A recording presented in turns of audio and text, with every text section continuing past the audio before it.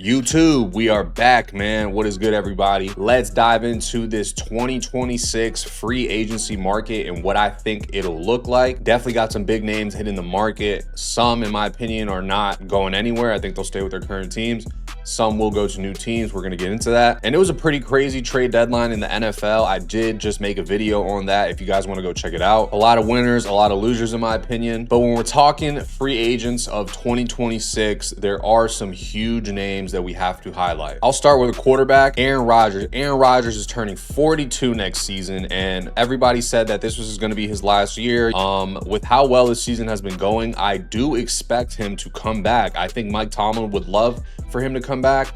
I don't see the Steelers drafting a quarterback in this class. It's not the strongest class. It's definitely not the weakest, but you are taking a big shot if you do take a guy like Fernando Mendoza or Dante Moore or Ty Simpson. Like, analytically isn't one of the best drafts quarterback-wise that we've had. And Mike Tomlin is an old school coach. He is a straight to the point, no games type of coach. I don't think that he wants to sit and baby a quarterback. I think that's the last thing that he wants to do, especially with him being on a potential hot seat if the Steelers go 8-9, 9-8, and flame out in the first round of the playoffs again. I don't think that Mike Tomlin will take that risk and play that game. It's a risky game to play, especially with how thin quarterbacks are right now. So I do expect him to stay with the savvy vet, Aaron Rodgers, who has looked good. So yeah, I do think that he will end up staying with the Steelers and signing a one-year deal, maybe even a 2-year deal if he's feeling it. I mean, he's looked good. He feels good. I don't mind it. Like, Aaron Rodgers at the Steelers, it works with me. Next up, we got a wide receiver. This is going to be the biggest factor in free agency, in my opinion, out of all positions. George Pickens, wide receiver at the Dallas Cowboys. Now, George Pickens' next contract is projected to be around 3 years, 90 to 100 mil. So he will not be cheap, but he is worth every penny, in my opinion. Not only is he balling out, he's doing it with CeeDee Lamb and helping CeeDee Lamb, the star receiver, because when they're both on the field, defenses cannot lock in on one or the other. They have to respect both. Therefore, that stretches the field. The offense gets to move freer. Your star, CeeDee Lamb, is happy. He's getting fed. George Pickens does not feel like a second fiddle. He's getting fed. It feels like a 1A, 1B type situation. And let's be real, his reputation in Pittsburgh, he was a problem player, right? Coming out of college, coming out of Georgia, people viewed him as a diva. He cries too much, he complains too much. But man, when you put up this type of production, you just got to expect some of that stuff with wide receivers. It's just what comes with it. That offense is playing like a Super Bowl offense, and George Pickens is one of the reasons why.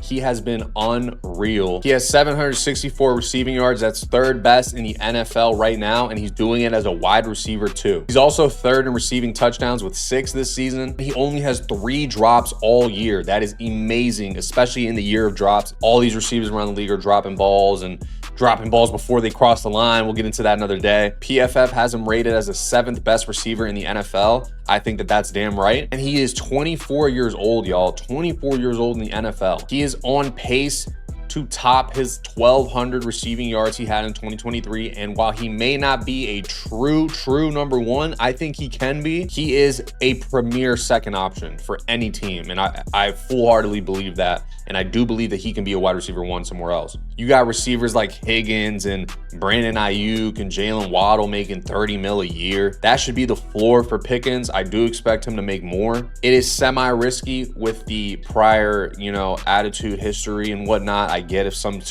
teams and some coaches don't want to put up with that. Like, that's totally understandable. But like I said, when you get that type of production, there's certain things that you just have to put to the side, turn a blind eye to a little bit. It's give and take. So yeah, I do think that George Pickens will be the highlight of this free agency market for 2026. And I think that he will stay with the Dallas Cowboys. I think you have to pay him. All right, let's talk about another quarterback. Probably the biggest question mark, in my opinion, of this free agency market. In my opinion, he's staying put. Daniel Jones in Indianapolis. He is projected a $200 million 4-year extension. Story around the league this year, I mean, we cannot give up on guys too early. If we've learned anything from this NFL season, Sam Darnold in Seattle, Baker Mayfield in Tampa. Look at even Mac Jones in San Francisco. Like, he's killing it. I think that this is just a testament that we can't give up on guys too early. Daniel Jones is playing at an all-pro level right now. Props to Shane Steichen. I love him as a head coach. I love what the Colts are doing. And like I said, I don't think there's a single chance that Daniel Jones is going to enter free agency. I think he's staying put. The Colts will pay him. And a very telling sign is the move that they just made at the deadline. You go and get Sauce Gardner. You give up 2 first-round picks, which in my opinion was crazy.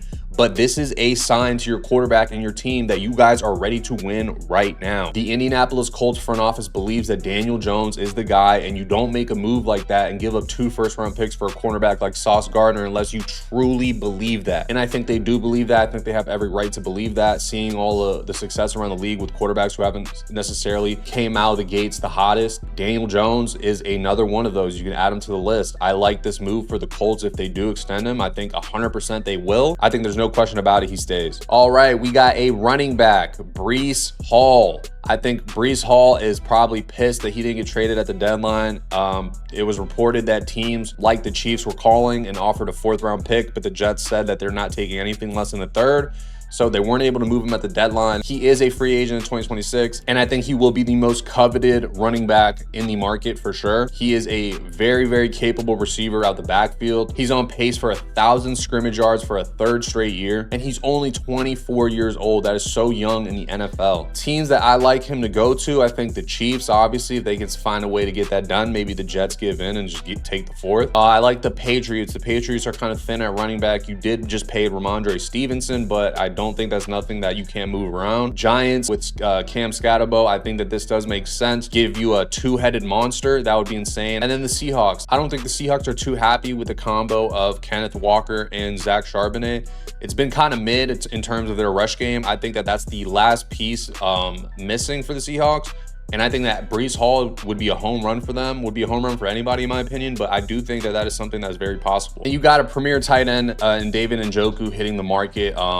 He has missed some time this year with a knee injury, and Harold Fannin Jr. is looking good. So I think the Browns are comfortable with not bringing David Njoku back. He's 29, absolute freak. He is athletic as can be, and you can't forget that he was a Pro Bowler just 2 years ago. I do think that teams who need tight ends will be looking into this. I like the Chiefs, man. If the Chiefs could get David Njoku and kind of ease Travis Kelce on his way out and kind of set up that passing of the torch, I think that they would be in good hands for a couple more years. I could see him going to the Bills. They need some help with pass catching. I think that he's the best tight end available for sure, so we'll have to see what happens with that. And another interesting one, you got Joey Bosa with the Bills. He's been battling injuries, but he looks really good for the Bills right now. He will turn 31, but I do think that he still has a couple years left in the tank, and I do see him going to a contender. I think that he wants to go to a team like the Bills who have a chance to really win the Super Bowl year in, year out. And there's a lot of teams who need that pass rush right now. I mean, you look at the Bears, they absolutely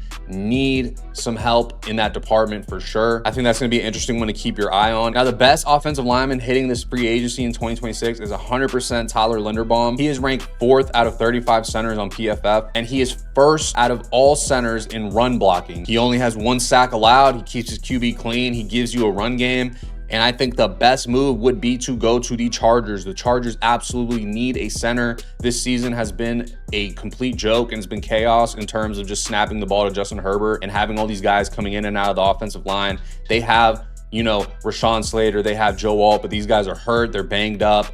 The offensive line is constantly rotating. 25 years old. I mean, the sky's the limit for this guy. He is the catch of the market, like I said, when it comes to offensive linemen. And yeah, Justin Herbert, man, he does not have time to throw. The Chargers have the 2nd worst quarterback pressure rate in the league. They are getting pressured on 43% snaps. That's only 2nd to the New York Jets, who are awful. I believe they've let up the 4th most sacks as well. And when you have a quarterback like Justin Herbert, you cannot afford to play these type of games. It is very dangerous. I feel like he's out there by himself sometimes because they just cannot buy him any time to throw. He's been scrambling more than ever this season. It shows in his stats. I believe he's like the 3rd ranked quarterback scrambler this season, and that's because he's running for his life. He has no time. I can't tell you how many times I've been watching a Chargers game and just seeing that pocket collapse and Herb taking off. Credit to him, man. He's had to go through it. I do think that this is how the Chargers make it right with Tyler Linderbaum. I think that that is a home run hit. An interesting one hitting the market, Jauan Jennings, wide receiver at the 49ers. I think that he would have cashed in if he had went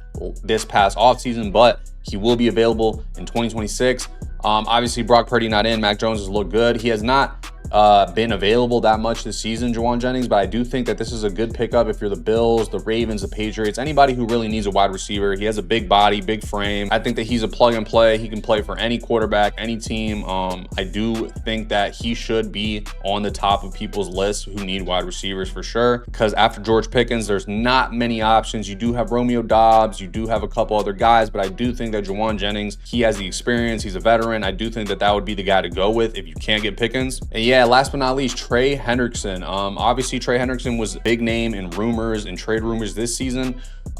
His contract is up in 2026. He is going to get around 130 mil, 4 years probably. He has 17 and a half sacks back-to-back seasons. That's very impressive, and that's on a horrible Cincinnati defense. He's going to be at the top of people's list who need pass rush. Now, he will turn 31, so that is a little bit of a risk, but I do think that the Chicago Bears have to make a move at the pass rush spot. That is a department they absolutely need help in, and I think that Trey Hendrickson gives you that, but who knows? I don't know if they'll be that aggressive and go out to get him. It's going to be a lot of money, and like I said, it's a little bit of a risk with his age and his injury history. But yeah, man, that is it on free agency. Let me know if I missed anybody, what moves you would like to see happen, and I appreciate the love on the videos, man. I started this channel 2 days ago. We're already at like 15 subs. Already got like 6 videos out. I am grinding, man. I'm going to put these out for you guys every single day. The support means the world. Every like, comment, subscriber, like for real, it all makes a difference. We're going to make this big, and I appreciate y'all as always, man. It's been your boy Dave, and we will catch you on the next one. Peace.